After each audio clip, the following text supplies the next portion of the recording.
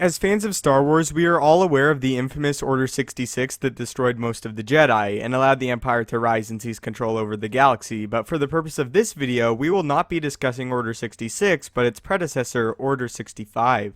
For starters, I want to explain what Order 66 and the other orders like it really are. Order 66 is one of 150 contingency orders that were issued to the clones to only be used in emergency situations. In the case of Order 66, that was the supposed betrayal of the Jedi, which we all know of course was false and was manipulated by Palpatine in an effort to eliminate all the Jedi to make his rise easier. But Order 66 was among some of these contingency orders that were set in place just in case the Jedi ever decided to turn on the Senate. Order 65 is actually an order pertaining to the Supreme Chancellor, and of course at the time of the Clone Wars conflict, this special emergency order would be in place in case Palpatine himself ever did anything that dictated him to be removed from his position, or even in the most drastic situation, executed outright. But who would be responsible for this order? As Palpatine was responsible for the issuing of Order 66 due to him being the most powerful among the Senate as the Supreme Chancellor, it obviously would not be up to him to give the order to kill or get rid of himself. If it ever came down to it, the decision to eliminate the Chancellor would either be put to a vote in the Senate, and if the majority voted for him to be removed, he would be, or the other alternative to this happening would be if the Security Council ever voted for this to occur. The job of the Security Council was to make sure that without a doubt the Chancellor or any other powerful individual was not a threat at any time. Obviously, the members on this council were easily manipulated by Palpatine as they never chose to enact Order 65.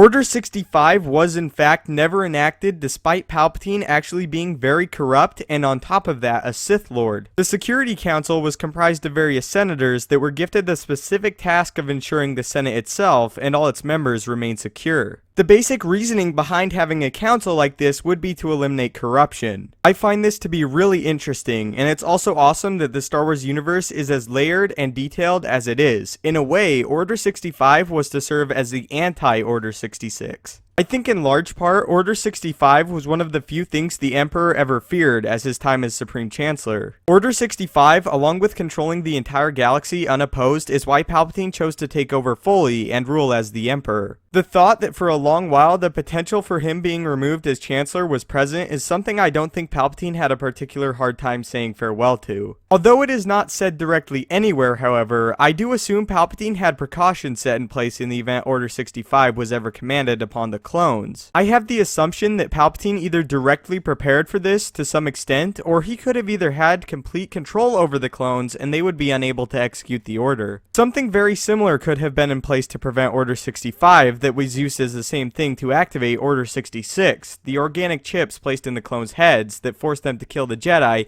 and made it so they viewed the Jedi as major threats and enemies instantly. It could also be this same chip that would be in place to prevent the clones from ever turning on Palpatine and removing him or even killing him. The organic chips that were placed in the heads of the clones in secrecy were in fact placed there by Sidious and Dooku themselves to ultimately be manipulated and used to kill the Jedi. Palpatine was simply too smart not to have a plan of his own for Order 65, and the Order itself may have just been there to create the illusion of safety for the Senate without there actually being any. Another, but less likely action I could see Palpatine taking is having direct control over all the senators in charge of the Security Council, thus ensuring his safety. I assume that if the Senate ever chose to call Order 65 into action, Palpatine would assume control entirely over the clone army and take the Senate by force. This, however, did not end up happening as the Senate willingly handed the galaxy over to Palpatine with thunderous applause. I think that Order 65 and all of the other contingency orders are extremely interesting, and it is in my honest opinion, Order 65 was simply a pacifier for the Senate when concerning Palpatine,